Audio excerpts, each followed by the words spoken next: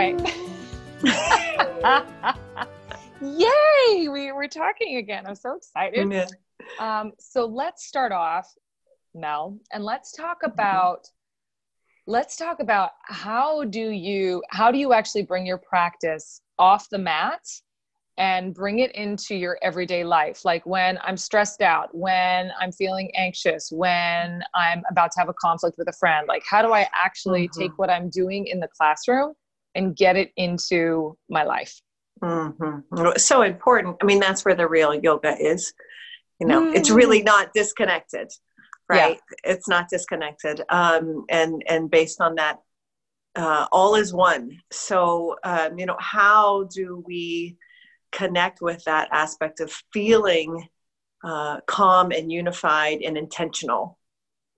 I would say for me, and I know we all have different perspectives, but it's just stopping. Just stop. Yeah. Whatever it is, and create a sense of balance with your body. So I think of it as neutrality. Anchor feet, create symmetry right and left, to literally just like redirect my body. So if I'm seated, I do that, sitting bones and feet down, standing, what have you. So pausing and then kind of redirecting my body. I'd say that would be my first thing. How about you? Yeah, I love that. I mean, breathing, and because breathing for me, I'm a yogi, but I also work a lot at a desk. I have a very intellectual part of my life. Yes. And just remembering to breathe and to take up space is huge. Because I find that for me, and I've had anxiety and depression and gone through all those things. And when I get anxious, I find, or depressed, both actually, they flip back and forth. Right. Yeah. And my body does a similar thing where I contract and I shrink in either of those states. Yes. And so the simple act of remembering, oh, hey, like sometimes I'll even feel how wide I am, and to remember that we are this tall, this big, this wide, this deep, that we have 3 dimensions and we take up space, can be a way of like, and I think that there is an emotional correlation to allowing ourselves to take up space, which is a really good physical counter argument to anxiety and depression, where we start to feel like we shouldn't take up any space and we don't deserve to be here. And it's like, no, I do deserve to be here. I physically take up space. And if I've mentally forgotten that I deserve to be here, my body will remind me. I love that. I think of that, there's all this energy that goes up in the head, right? So whether we're breathing to feel the body and feel the space, or we're anchoring our feet, it's like a grounding wire. Like we need to take all this and bring it into the natural world, into the present moment. So we're not up in here. Totally. Yeah. And I find, sometimes I think I want to just throw it out there that yoga can be a dance party. So sometimes we think of yoga, or I have this idea of yoga as being like, it's like everything is becoming pacified. And if you're in a depressed state or an anxious state, sometimes instead of doing this, we need to do that. So it's like, honestly, I'll be like, put on Pink or whoever your favorite thing is, and just get your energy out and bigger. And yoga doesn't always have to look like calm. I'm a huge fan of the personal dance party. Absolutely. And again, like I keep thinking of like that like touch tone. You're touching the ground, you're touching the floor, you're moving it. Absolutely. And then once whatever that is grounded and kind of cleared, then it's, what's most important in that moment. And usually to me, it goes breath, like, okay, breathing.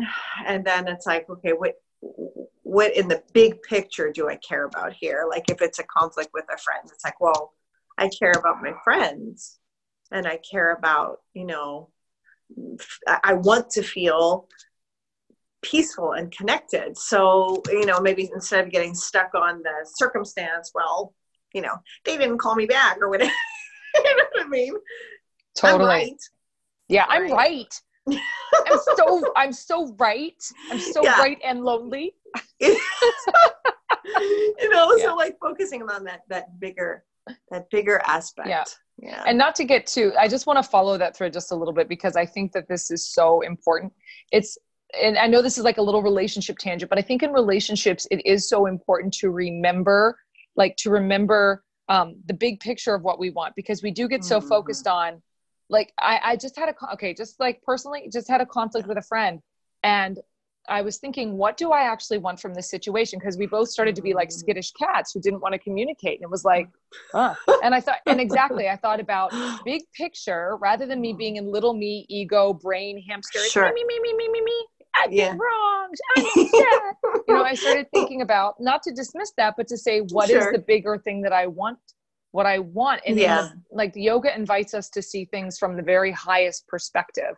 It's saying like, okay, rather than being so attached to these transitional things or these momentary things, what's the big picture? And I think for many of us, that's like, okay, connection, love, for sure, compassion.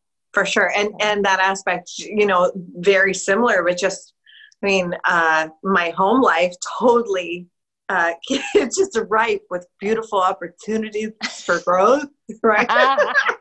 So, I had a moment of, a growth opportunity yesterday with my 3 boys. We're trying to get ready for school, and everybody's fighting, and the 2 are fighting, and literally one says that they're gonna like break the other person's neck, and I was like, oh, stop it, right?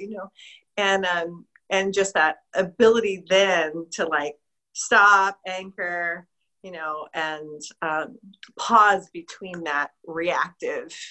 And I did have that learning opportunity because I was reactive.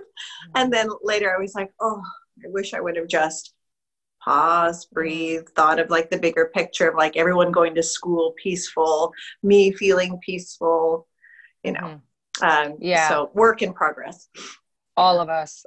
So if we're going to kind of like summarize, it's kind of like, it's a stop, breathe, pause, big picture, and then what do I need? And I think, and then the little tweak on that is, if the experience of my physical state is contracted or small, it's like, how can I recreate more space so that my mind can have more space? I create more space in my body, and then I will create more space mentally. Like sometimes we can't get to the mental space until your body shifts, and then the shift in the body helps to do that.